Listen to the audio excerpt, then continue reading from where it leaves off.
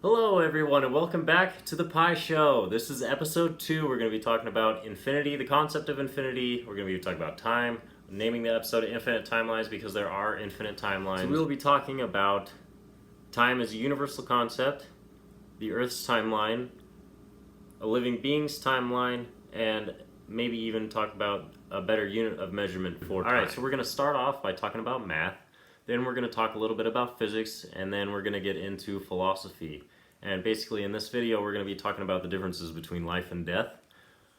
Basically what I'm going to tell you is going to make you feel like there's no reason to fear your own death anymore. And because of that you're going to learn to fear other things like your life choices. And if that's too hard for you, or you feel like you're someone who has a very guilty conscience and you don't want to change your ways, this might not be the video for you, and I'm hoping that you could watch it. I mean, I don't expect it to freak you out or anything. It's just that this video may have the potential to change your perception of life and death, and it may make you want to be more spiritual. Alright, so now we're going to go over these three things, the concept of infinity, time, as well as imaginary. And these three things are basically the definition of complex variables. Alright, so in order to understand some things, sometimes I feel like what's best to help understand some things is to understand the complete polar opposite of that thing. And so in this case, instead of talking about specifically only complex variables, we're going to be talking about simple things. And the most simple thing I can think of is well, it's nothing, in fact. So we're going to be talking about nothing to understand it. And what's weird is, these complex variables, that may sound scary, but what's truly incomprehensible is nothing. And I'm going to show that to you, and it's going to be very interesting. So to begin, I'm going to bring in a new symbol in a little bit here. And so to begin, I'm going to start with real numbers, because real numbers are usually more so simple. And so we're going to start with x is equal to 0, right, which is nothing. And this is when x is an element of real numbers. So we're going to have the equation negative x is equal to x, because x is 0. And if x was 0, you would have 0 equals 0. You could think of it as negative 0 or positive 0, but either way, 0 is neither positive nor negative, so it doesn't really matter. The negative sign is superfluous in this case. Next we have x is going to be greater than 0, whereas x is an element of real numbers. And in this case, we're going to have negative x and we're going to have positive x, but because x is greater than 0, negative x is going to be less than positive x. Okay, and this would be like in the case of, negative 3 is less than positive 3. And then lastly, we're going to look at, wrote that again. Okay, let's just cross that out. Let's try this one more time. X is less than 0. Whereas x is an element of real numbers. Right, and here we're going to have that negative x is going to be greater than positive x, because in this case we're going to have a negative sign around negative 3, which is a double negative. Thus this is going to be positive 3, it's greater than negative 3. We're going to bring in x is simply an element of real numbers. And we're not going to define x as less than 0, greater than 0, or 0. We're just going to say that x could be any of these things. Right, and so in this case, negative x could be less than positive x, could be greater than positive x, or it could be equal. And this is all three possibilities, as all three of these possible situations could exist. And in which case, in this case here, all three of these things can't be true at the same time, but given all three of these possibilities, each one of these is a possibility. Alright. Now we're going to look at the concept of nothing versus true nothing, and how these two things are different. Alright, so the way I write the concept of nothing, so true nothing here would be written as just 0, right? The concept of nothing, I'll write that as 0i. Alright, so let's start with the reality of the situation. 0i is not equal to 0. This is the reality. The reason I would say this is because in order to have a conception of nothing, in order to conceive of nothing, it requires something, right? Because in order for us to think about nothing, we have to exist, right? And if we exist, then there is not nothing, because there's something that exists, and that thing is us. Now, if we have a certain mentality of our concept of nothing, let's start with 0i is less than 0. Okay, if 0i is going to be less than 0, I would believe that this is pessimism, right? And we're going to talk about our glass, right? And we're going to have water in this glass. If we have something in this glass, right, the reality of the situation is there is not nothing in the glass. If we think about the glass as half empty, that's pessimism, right? And it's kind of like thinking that it's kind of like for a pessimist would say, pessimists kind of believe that nothing would be better than what exists, right? Whereas optimists would think the opposite of that. Optimists would think that nothing is far worse than what exists, because what already exists is great. And so if you took all of those things away, that'd be horrible. And pessimists would believe the opposite, that everything sucks, and if you took all that stuff away, that'd be great. So that's why 0i from the pessimist point of view is going to be less than 0. 0i is going to be greater than 0 from an optimist point of view, and the reality of the situation is this glass has something in it, thus it is not empty. That's just, like, you could consider the water in the glass itself as simply thoughts. Alright, so now I'm going to write out this equation.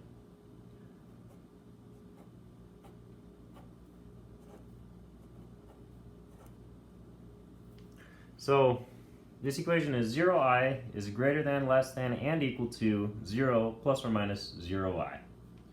And 0i is a this exists in the complex numbers, the set of complex numbers.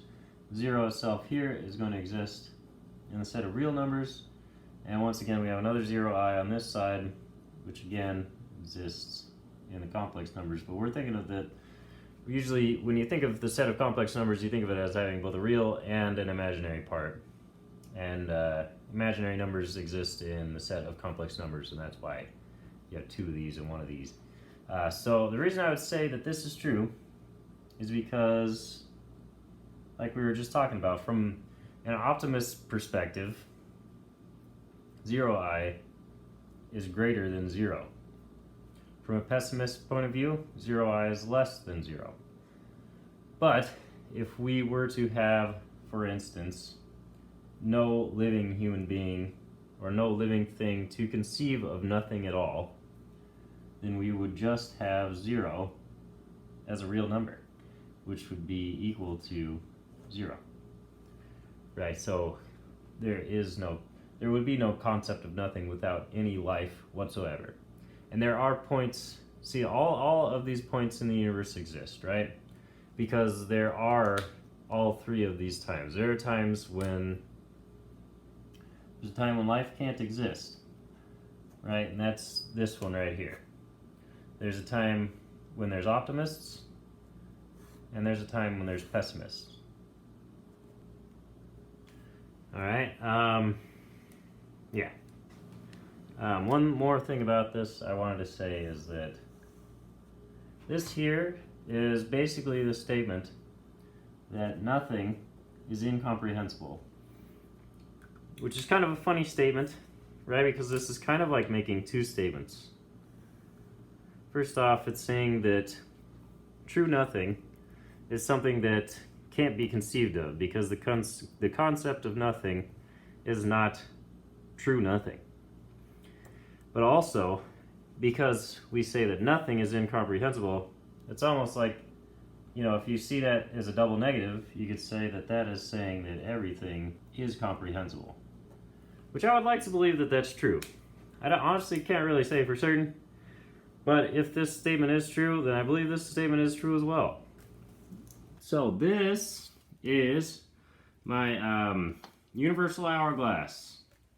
It's not perfect. As you can tell, I kind of got sand leaking out of here because the tape is not really fantastic. Anyway, so here on the board I've written 2 laws and 1 equation. The law of conservation of matter, the law of conservation of energy, and the equation E equals mc squared, which is Einstein's, which basically states that energy can be converted into matter, matter can be converted into energy, and there's equilibrium between matter and energy.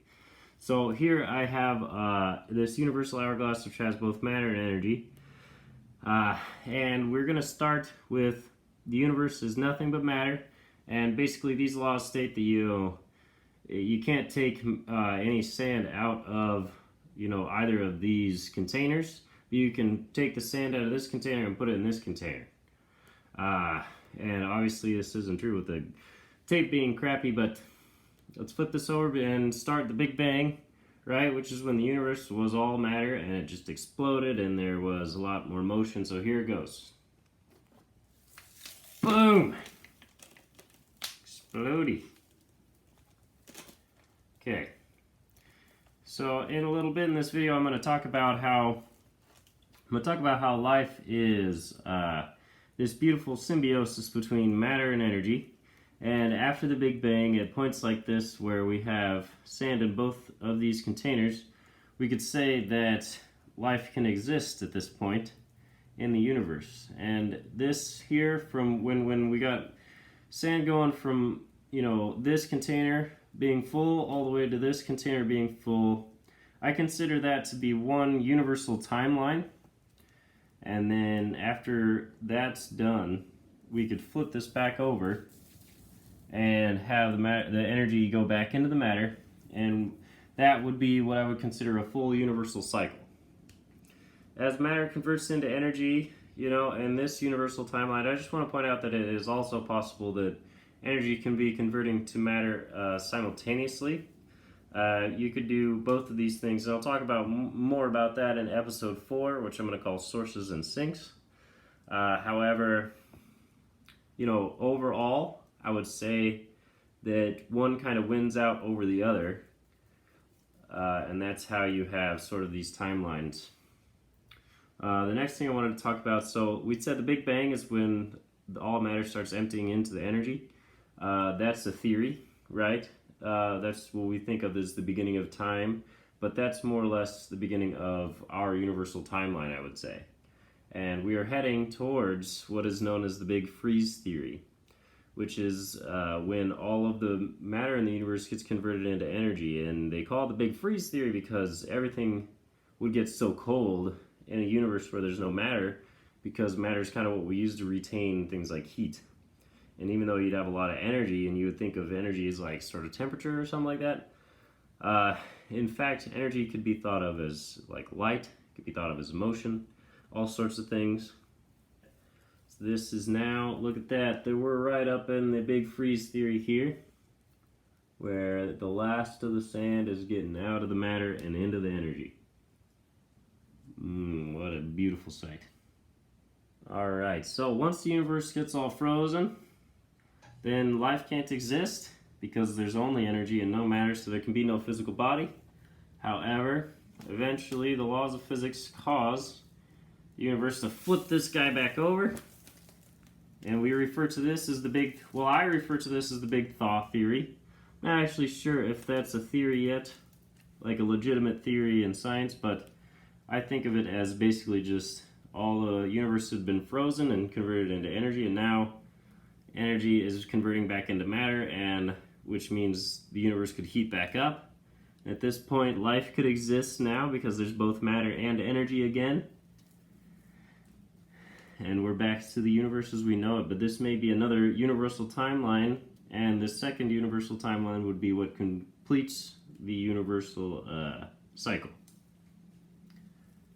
And what we head towards now, as all the energy gets converted into all matter, This is what we would refer to as the Big Crunch theory.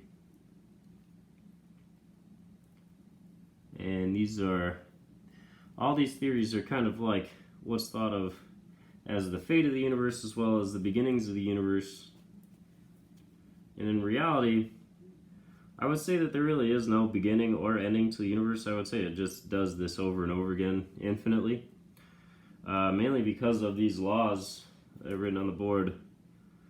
Basically, there just could be no end because there's no way. I mean, unless you could take all the sand out of both the matter and energy side of the universal hourglass, there's just no way that the universe would ever come to an end. Because the laws of physics would just draw it back into doing this again, where it's just converting, as we see with the equation E equals mc squared. I gotta hold this again.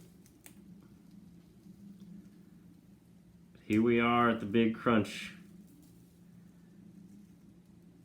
Ah, isn't it beautiful? Okay. Awesome, so that was one universal cycle. Alright, so this part's going to be about life and death. And try to split the page in half.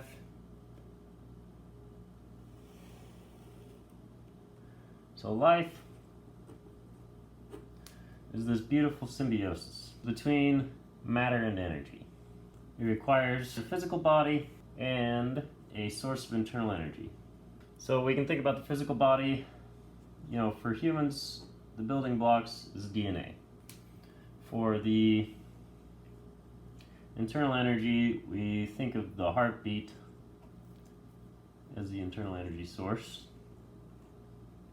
And what's cool about these two things is if you have both of them and you're truly alive, then you get to have mentality. Now the brain is like a muscle. Depending on what you use your brain to think about, you can really think about whatever you want to. And what's cool is even though, in order to have a mentality, we require that physical body, your mentality is not limited by your physical body. Your thoughts are not limited by physical laws. So what's cool is your thoughts are unlimited. Your mind is unlimited, in a sense. Your physical body has limits, and that's kind of like the limit for your mind, but your mind is unlimited in that you can just continue to think about things, and you can think further and further, and there's no reason why you couldn't think of whatever you want to, really. But it's a powerful thing, and you gotta know how to use the tool properly. So I kind of like to sometimes think about this equation of life and death. That with life we have, our physical bodies, and we have a heartbeat, right? And that's kind of like, it's still equal to death. But in death, our physical bodies separate from that. We flatline in death. We no longer have that source of internal energy. So we still have our physical body, but our internal energy goes somewhere else.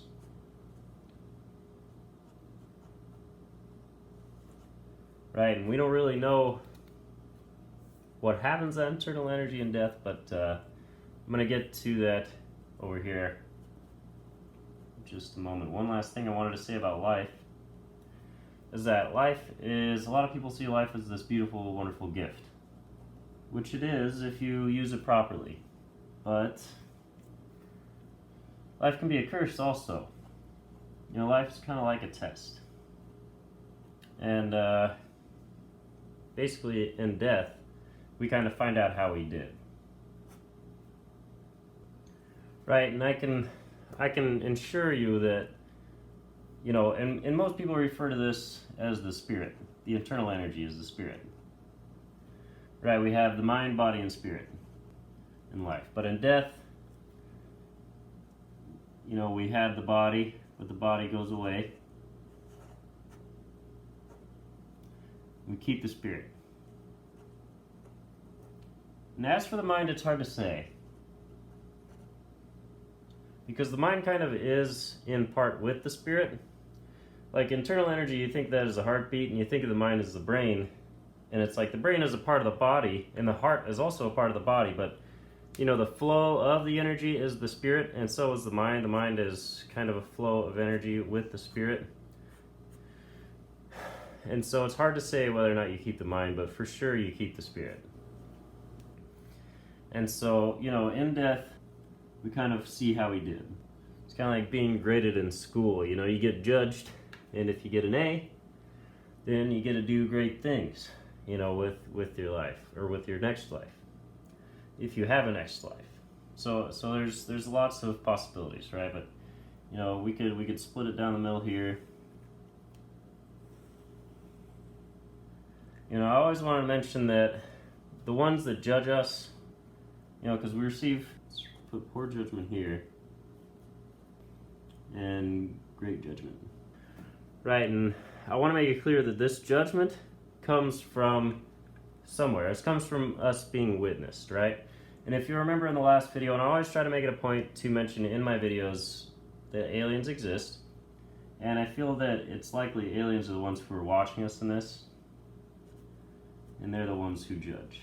If you'll remember in the last video, I talked about how if there are living beings that have a capability to travel at very high relative velocities and, you know, witness things at great distances, they could watch, you know, our lives in a very short period of their own lives. And I like to refer to this as relative agelessness. This whole relative agelessness thing, you know, it can make it so that they watch us and then they judge. Now, if one were to have the capability to travel from star to star, they would have to have the ability to basically trap a lot of energy so they could use that as an energy source for their own, you know, device, their own technological device to travel. So what I would think is, in the case of being poorly judged, you know, our spirit, that source of energy, that could be trapped. And then beyond that point, they could kind of decide for us where we go from there. You know, if they decide that we're bad people, then they're going to send us, you know, wherever. So there's a lot of possibilities here for the poor judgment. One of them, sometimes I think they just kind of solidify our spirit into matter, convert our energy into matter. In which case, you kind of wouldn't really do much in your next life if you didn't have very much energy. They could also force you to live a life of like basically like an insect or a farm animal, or basically just like a lesser animal with lesser capability to think. And then maybe there's also the possibility that they use that energy to power their own, you know, space-time ship, or possibly they use that energy to fuel the sun. And that's kind of what I think of as like hell, all these possibilities. And then the Great Judgment, you know, when they do that, basically we are given spiritual freedom. And that because of energy doesn't really have limits like matter does, in that, you know, there's really no reason why you couldn't travel beyond the speed of light if you were energy, because there's no such thing as like inertia to energy, at least as far as I'm given the impression. So like basically you could witness the whole universe, basically be given the secrets of the universe. You could choose to, you know, you could choose to do what you want to do. So you could choose if you want to live again, and if so, where you want to live, and what you want to do. So like it would be great if you got great judgment, but you know, it requires things in your life. It requires you to live your life properly, basically. Alright, so the last thing I wanted to talk about for this video is sort of the concept of you know, a unit of measurement for time. So right now, our unit of measurement that we use here on Earth, we use seconds, minutes, hours, days, weeks, months, years, right? And they all kind of convert into each other. Down like that, and you go the other way too, I'm sure, if you wanted to. But the point is, the age of the universe has been talked about on the show Cosmos, which is one of my favorite shows. It's a really great show. Has a lot of really valuable information in it. The only thing that I had an issue with was when they talked about the age of the universe, They sort of used the unit of measurement that we use as years. That sort of broke the definition of what a year is, right? So like a year would be defined as when the Earth orbits the Sun once. And we would say that the age of the Earth is about 4.1 billion years. Right, to me, this would point out that there are only 4.1 billion years in existence. Right, because if there is no Earth, once the Earth is gone, there's no more years, because the Earth is no longer there to orbit the Sun. And they, in this show, they say that the age of the universe is about 13.7 billion years old. Right, but this would be impossible if the Earth wasn't here, because the definition of a year has to do with the Earth and the Sun. And the age of the universe, like, the Sun hasn't always existed in the universe. The Earth hasn't always existed in the universe, so thus these years couldn't have existed. And that's why I think we need a better unit of measurement for time, because we need a unit that has to do with the universe in its entirety, not just the Earth and the Sun. So we need something better than that, and I don't really know what to suggest, but I think about it sometimes. Like, I think about time as the quantification of change, right? But here's the thing. You can't really quantify change, because change is perpetual, right? Change will never meet an end point. Change will continue forever and ever and ever and ever and ever. Alright everybody, so thank you so much for watching my show. It is a wonderful joy to make, and I really hope you enjoy watching. I plan to have the next episode out hopefully in September. It's going to be about how everything in the universe is electromagnetic and how gravity is electromagnetic. We didn't figure that out because when gravity was discovered, we didn't know anything about the atomic structure of matter.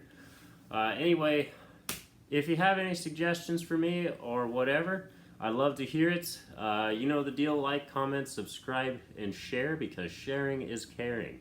I love you all. Thank you for watching one more time, and I will see you later.